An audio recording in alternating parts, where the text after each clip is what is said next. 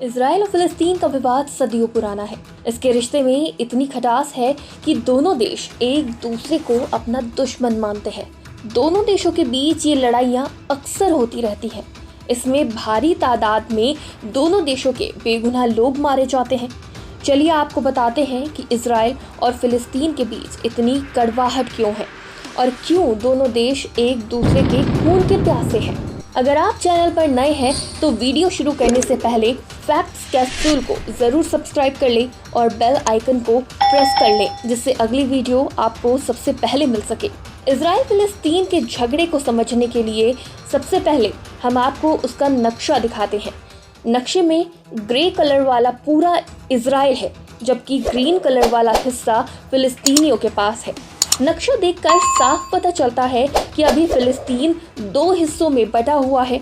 इसमें पहला West Bank का इलाका और दूसरा गाजा पट्टी वाला इलाका शामिल है।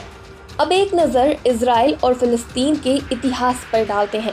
बाइबल के मुताबिक इजराइल यहूदियों का देश है।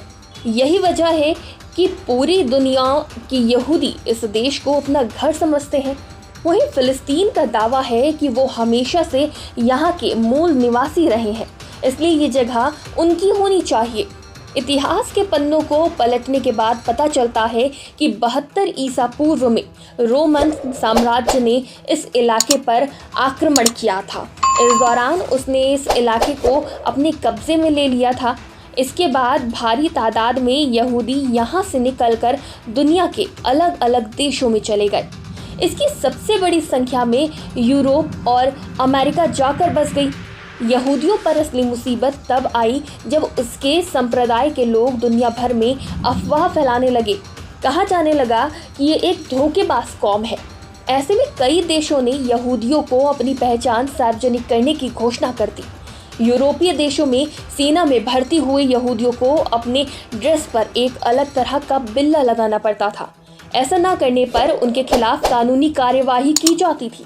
यही वजह है कि उन दिनों यहूदियों को भारी दुर्भावना और अत्याचार का सामना करना पड़ा। सन 1914 में प्रथम विश्व युद्ध की शुरुआत हुई। इस दौरान ब्रिटिश शासन ने तुर्की और उसके आसपास के इलाकों में राज कर रहे ओटोमन साम्राज्य को खत्म करने का प्लान बनाया। इसके लिए ब्रिटेन ने यहूदियों से एक समझौता किया। इसमें ये कहा गया कि अगर ब्रिटेन युद्ध में ओटोमन साम्राज्य को हरा देता है तो यहूदियों के लिए फिलिस्तीन में ही एक स्वतंत्र राष्ट्र की स्थापना होगी। इस खबर के फैलते ही दुनिया भर में बसे यहूदियों ने फिलिस्तीन आना शुरू कर दिया। प्रथम विश्व युद्ध के खत्म होने तक भारी संख्या में यहूदी फिलिस्तीन में आकर बस गए। हालांकि युद्ध जीत जाने के बाद भी ब्रिटेन ने यहूदियों के लिए अलग देश बनाने का दावा पूरा नहीं किया। प्रथम विश्व युद्ध के खत्म होने के बाद यूरोप में यहूदियों पर उत्पीड़न बढ़ने लगे। क्योंकि जर्मनी का तानाशाह हिटलर यहूदियों से नफरत करता था, इसलिए इन्हें ढूंढ ढूंढ कर मौत के घाट उतारने लगा।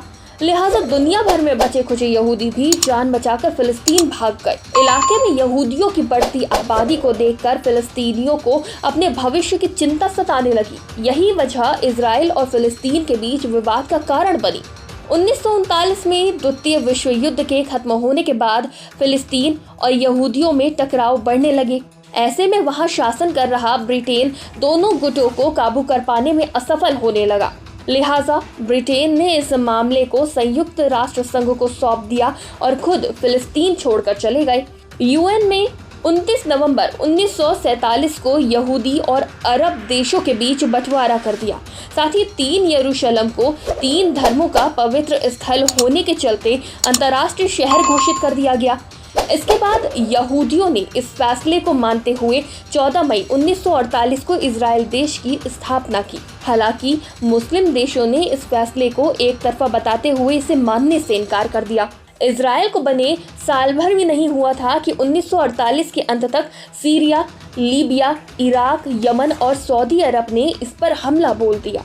इजराइल और अरब देशों के बीच ये युद्ध करीब 1 साल तक चला।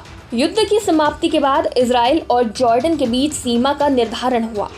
इसे ग्रीन लाइन नाम दिया गया। 1968 में एक बार फिर मुस्लिम देशों ने मिलकर इजराइल पर हमला कर दिया।